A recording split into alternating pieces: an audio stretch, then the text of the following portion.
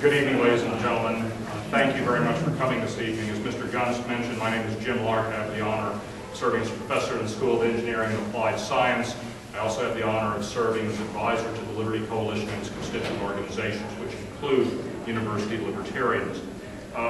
One of the great pleasures of serving as advisor to the coalition and its groups is that I have the opportunity to introduce some very good friends of mine who come down to the university to give speeches.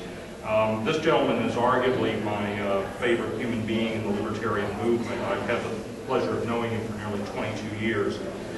William Redpath, Bill Redpath, as he's known to most of us, is the candidate of the Libertarian Party for the United States Senate here in Virginia this year. He has been involved in the libertarian movement for the better part of 25 years, the Libertarian Party for I think 25 years or very close thereto.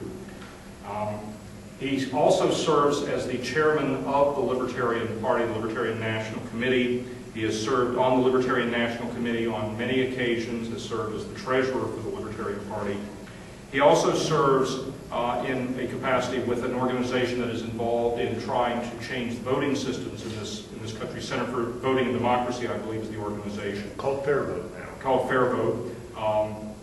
Serves as the treasurer of this organization. He's been involved for many years in trying to improve the manner in which we cast votes and choose our political representatives. He is a graduate of Indiana University, taking his degree in economics and political science. He has a master's degree from the University of Chicago, MBA degree from the University of Chicago. He has run for office in the Commonwealth of Virginia on 4 occasions. He was, along with Lieutenant gubernatorial candidate Gary Reams, the first candidate of the Libertarian Party to achieve statewide ballot status in 2001 when he served as the Libertarian Party of Virginia's candidate for governor. He is here to address us this evening on the topic of his race for the United States Senate. Ladies and gentlemen, please welcome William Redpath.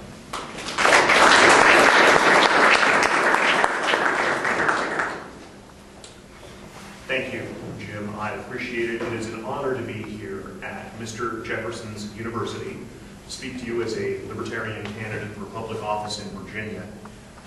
I get the question frequently, well, why are you running? You're not going to win. And these days I say with what appears to be a high degree of assurance, well, I'm going to be just as much a U.S. Senator as Jim Gilmore is going to be. And there are reasons for winning. I think that it's sad that so many people view elections as horse races. Within the Libertarian Party, there's this debate that is ongoing, and should we be an educational organization, or should we run people for office? Well, that's how the Libertarian Party is an educational organization. We run people for office. We are the explicitly political arm of the Libertarian movement.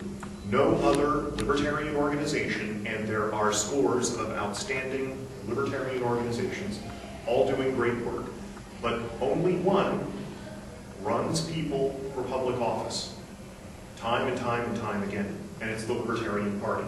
And relatively speaking to the other minor parties in the United States, we're doing pretty well. There are localities here and there where other minor parties are perhaps ahead of us, but those are a small minority of situations. By and large, we have a long way to go. The Libertarian Party certainly cannot rest on its laurels, but clearly in terms of money raised and candidates run for office, and number of votes our candidates get, and the ballot access we obtain, the Libertarian Party consistently performs as the #1 minor party in the United States. I'd like to be the third major party, but for reasons that I don't think there's going to be a third major party. I hate to say this, but I don't think there's going to be a third major party in the United States without some sort of electoral reform, specifically instant runoff voting for single winner races and some form of proportional representation for legislatures. If we had proportional representation in legislatures, there would be libertarians in the General Assembly in Richmond right now. There would be libertarians in Congress, and I don't mean libertarians as Republicans, I mean libertarians as libertarians, would be in the Congress right now. In Costa Rica, there's Movimiento Libertario, which is the Libertarian Party of Costa Rica. They have 6 of 57 seats in the Costa Rican legislature. Is Costa Rica some hotbed of libertarianism that the United States is not? No. But they have a system of proportional representation that allows political minorities, which unfortunately libertarians are, to achieve status in legislatures that our voting system does not allow them to achieve. But that's a separate issue. That our voting systems here are state issues, and I'm running for federal office. So why am I running for federal office this year? I wanted there to be a libertarian voice in this election. It is time that the Libertarian Party ran a candidate for U.S. Senate in Virginia. I'm the first such candidate, and I hope there will be many more to follow. It's a great experience. It has its frustrations. Unfortunately, I've been excluded from the debates, and everybody says the same thing. The Virginia Bar Association and the Fairfax County Chamber of Commerce and the WSLS-TV in Roanoke. They sponsored the third debate that was televised a couple of weeks ago. And everybody says the same thing. You're not polling 10%, so you're not in. And it's a chicken and egg problem that so many libertarian candidates face, is simply that we don't get coverage because we don't have support. We can't get support because we don't have the coverage. And it's a tough nut to crack, but I think that we are making progress. More and more people are hearing of the Libertarian Party, and I think that